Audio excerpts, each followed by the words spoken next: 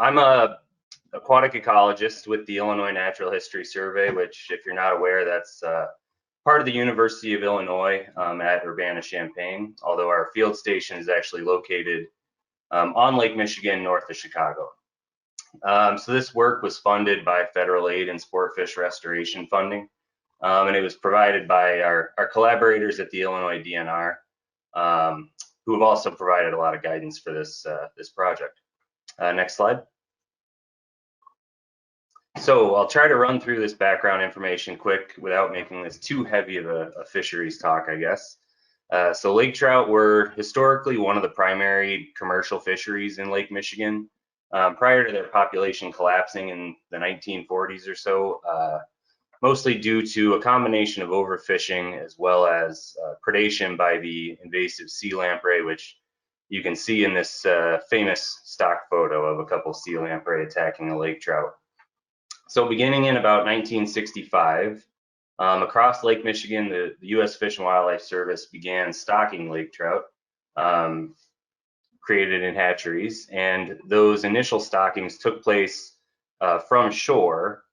However, after about 10 years, it was decided that it might be a little more productive if we actually put fish out onto known historical spawning habitats out in the lake with the hope that they'll imprint on those sites, come back to them, and have a little bit better luck when they go to reproduce. Next slide. So this new interest in offshore habitats starting in around the 1970s led to an effort to start trying to identify more offshore habitats, at least in Illinois. So this map is of the Illinois coast. It was created in 1979 by the State Geological Survey. And it shows, as you can see, a lot of smaller nearshore reefs, as well as a handful of more prominent offshore reefs, especially kind of in the northern half of the Illinois waters. Next slide. And I guess before I get going too far, I should probably stop and exactly talk about what I mean when I talk about lake trout spawning habitat, or what constitutes good spawning habitat. So this is a subject that's been rich in research and discussion over the years. There's been many published reviews and perspectives on the topic, and a lot of discussion and over the time. The current consensus is that substrate that provides deep interstitial spaces and is also associated with areas of bathymetric relief is basically what's ideal for egg deposition. So the idea is that the confluence of water currents with these bed forms, as water currents hit what we might call surface roughness, or some kind of bed form sticking up off the lake bottom, it forces that water flow to interact with the substrate, which is what's going to deliver fresh oxygenated water into those interstitial spaces where eggs are contained. And then the deepness of those spaces ideally would prevent those eggs from being dislodged by that current. And as you might imagine, oftentimes these habitats are associated with glacial bed forms, or areas where the bedrock was shaped and exposed by glaciers during the forming of the Great Lakes. Next slide. So given this research that's all been done on this topic, about 10 years ago, our lab at the Lake Michigan Biological Station became interested in the availability of spawning habitat at offshore reefs. Specifically, we chose to look into these two that I have highlighted here, Julien's and Waukegan reefs. So at the time, these were basically the two largest known lake trout spawning sites in the Illinois waters, and Julien's Reef has actually long been the one location in Illinois that receives stocked lake trout on an annual basis. Next. So a previous biologist with our field station conducted side scan sonar surveys at both of these reefs and found that they did find suitable substrates for spawning, and found that those constituted somewhere around 1% of the overall area of the reef. Next slide. So up until this point, despite decades of stocking, basically no substantial natural reproduction of lake trout had actually been documented. But then starting around 2008, the Illinois DNR began seeing increasing numbers of naturally reproduced fish in their fall gillnet surveys. So these are adult fish that we start catching maybe around 7 years of age or so as they come to these reefs to spawn. So these gillnet surveys are targeted at known spawning habitats. So it was actually, these were conducted at Julien's and Waukegan reefs during these years. So this graph is just showing the percent of fish captured during these surveys that do not have a hatchery fin clip and thus are assumed to be wild fish. So as you can see, after many decades, actually decades leading up to the beginning of this graph, of no real natural reproduction, starting around 2008, we start seeing the number of wild fish in these surveys increasing up to now regularly being 50% or more wild fish. Next slide. So as the lake trout population began to expand and we started to realize that it's likely there is actually successful reproduction occurring in Illinois, the DNR was interested in changing that fall spawning gillnet survey to try to cover some new previously unsampled habitats. They wanted to basically get a broader idea of what's happening throughout the region at spawning sites that we hadn't really touched yet. So over the course of a few summers, our lab did some basic bathymetric mapping and documented a handful of new reefs that we kind of found through various information sources. This is kind of the result of where we've gotten to at this point. I will say this is not high resolution bathymetry. We only have just our normal single beam echo sounder. So we were just basically doing this to kind of get the lay of the land and be able to guide the DNR in placing gill nets on these reefs. Next slide. So last year, we transitioned from just documenting these reefs and getting bathymetry maps to using our side scan sonar system to actually look for lake trout spawning habitat and try to understand what might be available. So very similar to what we did in that study I previously discussed at Julien's and Waukegan reefs. So this time we focused on the two reefs circled in red here, Gumby Reef there on the southeast, and Lake Bluff 10-mile reef, which I'm just going to refer to as Lake Bluff Reef for the remainder of the talk. Next slide. So I don't want to get too bogged down in the details, even though I know that's what a lot of people here like, but basically we did side scan sonar surveys over each of those reefs. We have an EdgeTech Discover 4125 side scan system with a range of 75 meters. And then we conducted underwater video surveys at each reef as well. The idea being that we needed to get some direct observations of the different substrate types available to help us match sort of the backscatter characteristics from the side scan mosaics with an actual observation of the lake bed. And then basically I imported the finalized, post-processed side scan imagery into ArcGIS and just manually digitized shape files for each different substrate type. Next slide. So these maps are just meant to give you a quick idea of the distribution of our camera surveys. Each of these blue dots is an individual drop point.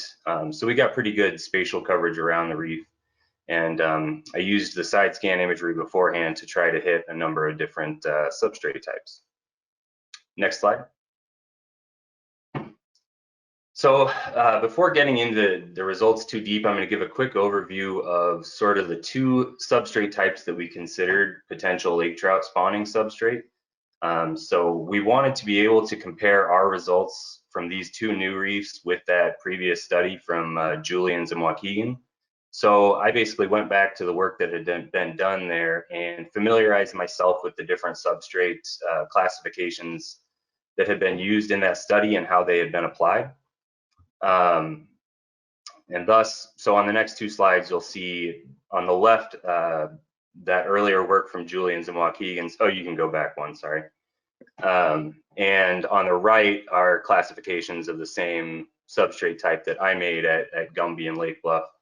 And I tried to find places where I had good side scan imagery and underwater video associated with it, just to give you a good comparison. So the first substrate type is what's called fractured bedrock debris. So this occurred basically adjacent to areas of more intact bedrock, and usually consisted of a mix of large boulders and angular chunks of bedrock, along with smaller cobble-sized rocks.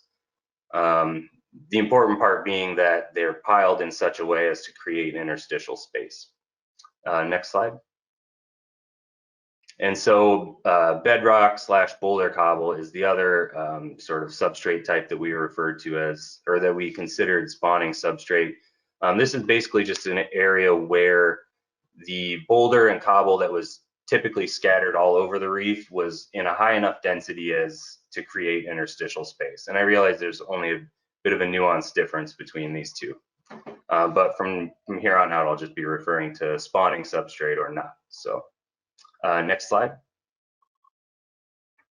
So let's dive into, I guess, some of the results a little bit here, starting with Lake Bluff Reef. This is just to give you an idea of the kind of shape and form of the reef, to familiarize yourself. Next. So now on the right is our map showing the distribution of substrates that I created using the side scan imagery. The area in the red box on the left is basically what we covered with the side scan surveys. I realize it's somewhat finely detailed, so I'll break things down a bit more closely in a second if I can. But as you can see, the majority of the reef is composed of more intact bedrock types, what we call fractured or massive bedrock, which are those blue and teal colors. And you'll also notice that most of the harder substrates are really confined to those areas of bathymetric relief that are sort of sticking up out of the natural sloping lake bed. With the exception of the area kind of to the southeast of the reef, which is what we call a lot of Boulder-Cobble kind of lag deposits. Next slide. So this map just isolates those areas that were considered potential spawning substrate. As you can see, there's kind of a lot of smaller patches interspersed around this sort of eastern, more gradually sloped part of the reef, while the largest patch is actually going straight across the summit of this sort of small steep cone, more on the western side of the reef. Next. So I wanted to just sort of center in on that, what I kind of call the main cone of this reef, as it's sort of the most prominent spot. And like I said, there's a large patch of spawning substrate there. Next slide. So here is a screenshot of some of that side scan imagery. Unfortunately, this is the one spot on the reef that I did have a bit of a gap in the side scan imagery, just due to being off of one of our transects. But you can kind of see the eastern slope of this reef consists of these fractured bedrock slabs, while this sort of long strip of fractured bedrock debris goes over the summit of the reef. And as it turns out, the background photo I chose for this talk actually displays this transition quite nicely. Next slide. So what you're seeing here is essentially looking from the top of the reef down that eastern slope. You can see in the foreground, there's a lot of piled up kind of cobble-sized rocks. Of course, like everything else, completely covered in quagga mussels. And as you look down the slope, you can see it kind of transitioning into that fractured bedrock sheeting. And of course, there's a lake trout hanging out right over this spot. You can even see, if you know where its adipose fin is, you can see that it's still intact, meaning it is not a hatchery reared fish. So in fact, of all the camera work we did around Lake Bluff Reef, this very summit is actually where we saw the most lake trout. So moments after this image was taken, next slide, we took this image. It's much easier to see fish in the video than it is on just still shots of it, but I think I counted at least 10 fish just in this one little spot. This video was taken in early October, so it is around the time we would expect lake trout to start congregating to spawn over these habitats.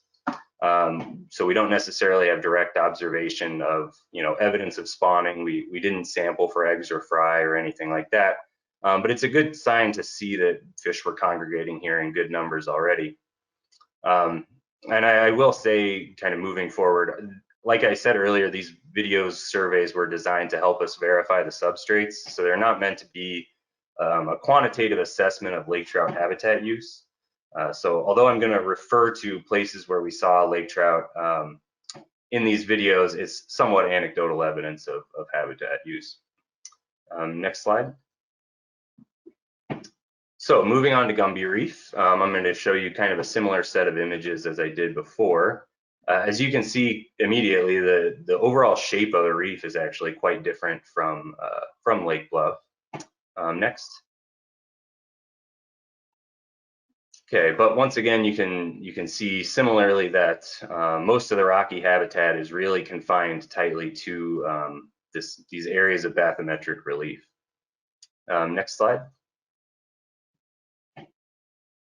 So again, here's a map showing the distribution of spawning substrates around the reef.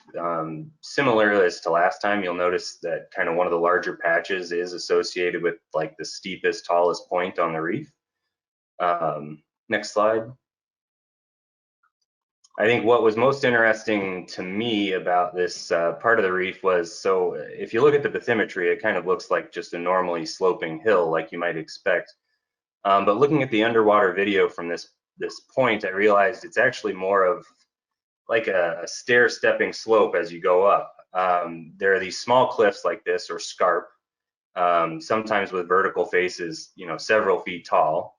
And then in between these vertical cliffs is actually a relatively flat surface. Next slide. So we actually had a video transect that went from the bottom essentially straight up this slope, and I only hit one of those vertical faces with the camera frame, so that went pretty well. So as you can see, kind of moving up the slope, what I'm talking about, there's essentially these really steep points and then flat areas in between them, almost like a tiered cake or something like that. Next slide. So here's the side scan imagery on the left from this transect. So as you see, those blue dots moving from the top of the image down are actually the camera drop points that I was just showing you images from. So you can kind of see that structure I was talking about. And so on the right, I made just my PowerPoint artist's rendering of what I kind of think this looks like. And on the south side of it, you can see is actually one of the largest patches of good spawning substrate on Gumby Reef. So I added that to my artist's rendering as well. The interesting thing to me is just of all the reefs I've looked at, this sort of tiered cake structure that I'm showing you is basically unlike anything I've ever seen. But I'm not a geologist, so I don't really have much of an explanation for it. Next slide. Like I said, it was hard to get good screenshots of where fish were, but if you are able to watch the video, you can actually see them quite clearly. Once again, this patch of fractured bedrock debris that was associated right with the summit of the reef was where we saw by far the most lake trout. So this image on the top left is one big lake trout hanging out in that area. Interestingly enough, on the bottom right there, again, they're very faint, but I promise you, you can see they're there. This is actually looking off of one of those cliffs. So this is a backward-facing camera looking off one of those vertical ledges, and it appears lake trout loved hanging out at those steep drop-offs as well. Next slide. So I think what's been interesting about this work is to see both the ways that these two reefs are very different in shape and structure, but also have some interesting similarities when it comes to the spawning habitat available and how it's being used. So the largest patches of spawning substrate for lake trout at both reefs were in some way associated with that tallest and steepest point on the reef. And at both of those reefs, that's where we saw the most lake trout in our videos. Next slide. So based on what we've seen, we might sort of hypothesize that despite the availability of suitable substrate all around the reef, it does appear that lake trout are keying in on some of these largest habitats. But our observations of that are obviously somewhat anecdotal. So given the rise in the use of acoustic telemetry around the lakes, we're hoping eventually to be able to implement some of that technology to get at some of these questions of possibly looking at fine scale habitat use of lake trout in our region. And now that we have these maps of substrate and finely detailed maps of these reefs, it kind of gives us a good groundwork to be able to look at the substrate distributions and how that might affect lake trout spatial use. So next. So this is actually something that we're becoming more and more familiar with as telemetry has become a lot more popular in the Great Lakes in the last decade or so. So this study by Binder et al. Took place in northern Lake Huron. And it's actually a pretty good example of exactly what I'm kind of seeing on our reefs. Basically, they used fine scale telemetry to look at habitat use in lake trout, and they found that despite this large area having a lot of available good substrate that lake trout might like, it does seem like they key in on these discrete localized hotspots in terms of where they're spending their time during the spawning season. Next. Of course, lake trout aren't the only species, obviously, that might utilize these habitats. So at Gumby Reef, on that steepest, rockiest part of the reef where I was showing you images from earlier, we actually also saw an abundance of lake whitefish, sometimes feeding in large groups. So these are sort of one of the iconic species of the Great Lakes. They originally provided for just tremendous commercial fisheries across the lakes until their abundance declined pretty dramatically. So next slide. Another thing that's been sort of revealed in this work, in our video on Gumby Reef, we also saw some areas where dead bleached mussel shells were accumulating into large patches. Some recent research done by using an ROV done by John Jansen at the University of Wisconsin-Milwaukee also found sort of these large patches of dead mussels on Julian's Reef. And they were actually able to use their ROV to sample both lake trout eggs and fry, I believe, sort of in and around this novel substrate. And I also observed lake whitefish foraging amongst these patches. And as you can see and kind of just barely make out in these the red circles in the images on the right, we also saw lake whitefish foraging in these little patches. Next slide. So I guess what's really come out of all this? Well, in the long run, having a more thorough knowledge of what habitats are available and what state they're in sort of adds this important tool to the fisheries manager's toolbox. We now have a large inventory of habitats that may be sampled in a variety of ways. They may be stocked with lake trout or other species, or they may need to be protected or restored in various ways. There's also been occasional talk of offshore wind energy development in Lake Michigan. And so if a serious proposal for that ever comes up, we won't be scrambling to document these habitats at the last minute to know what needs to be protected. And also, if the lake trout population continues to recover and someday commercial fishing is opened back up in Illinois, managers may want the ability to create protected areas from fishing and have that as, again, a part of their management. Next slide. So this was just kind of something fun I enjoyed doing after our fall lake trout survey in 2019. We had just created this bathymetry map, the left part of it at Lake Bluff Reef, and connected it to previous maps we had at Waukegan Reef. And these two reefs are where we set gill nets for the fall spawning survey that year. So I just used the starting and ending points of each net to map their exact locations and put it on this 3D map. I've also put catch per unit effort for each of the different sort of groupings of net.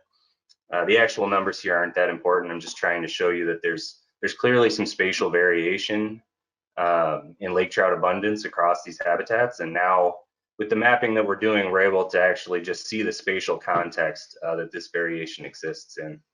And this catch per unit effort measurement, the number of fish per 1,000 feet of gill net, is actually one of our oldest and most robust indexes of fish abundance. And it's used as an indicator to measure lake trout rehabilitation across the lake. So understanding the spatial variability in catch rate and lake bed factors that might influence that is possibly critical to our understanding of the species recovery. It's also interesting to me just because I think about how landscape ecologists who work in terrestrial ecosystems are obviously just light years ahead of us here, because it's easier for them to follow and observe animals, and they have so much spatial data in terms of land cover and vegetation that they can work with, that it's interesting to hopefully see fisheries ecology be able to move that same direction as we get more data. Next slide. So I guess to kind of wrap things up, to step back from sort of looking at the details of those individual reefs and go back to this map I showed you earlier. So as the broader picture emerges of this distribution of large reefs across the Illinois waters of Lake Michigan, visualizing these reefs sort of in context with each other will help us to understand not only their role as sort of individual structures and the habitat they contain, but how they function as parts of a greater network of potential spawning habitats that fish might move between. And I think what's most sort of critical for laying this groundwork, especially for future study of lake trout movement and spawning ecology in general, is simply that this habitat structure, the shape and form of reefs that I've discussed in detail in this talk, as well as the distribution of those habitats that you're seeing in this map, it's sort of unique in the Great Lakes, what we have here, but I think in their own respects, all areas of the Great Lakes are often unique to themselves. So we heard earlier in this conference about, deep water spawning habitats in near Isle Royale and Lake Superior. And after me, we're going to hear about more mapping of these habitats in northern Lake Michigan. And I think what's interesting is the geological history is different in all of these areas, and it affects the structure and distribution of these habitats. So both the underlying geology, our reefs are made of Silurian dolomite, which is probably different than the rock formations in northern Lake Michigan or in Lake Huron.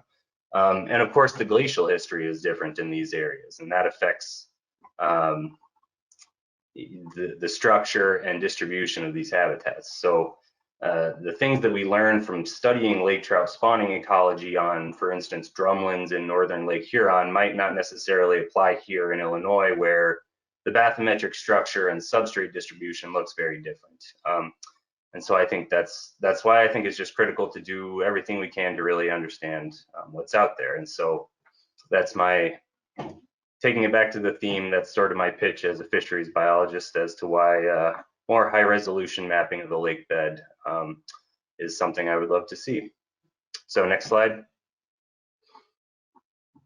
So that's all I have. I know I'm probably low on time. So I just would like to thank everybody who's been involved in this project, especially Rebecca Redmond, who started this project before me and sort of laid a lot of the groundwork. And I wouldn't really be where it's at without all the work she did before I came along. And she's still heavily involved in the project to this day. So thanks to everybody involved, and thank you all for listening today.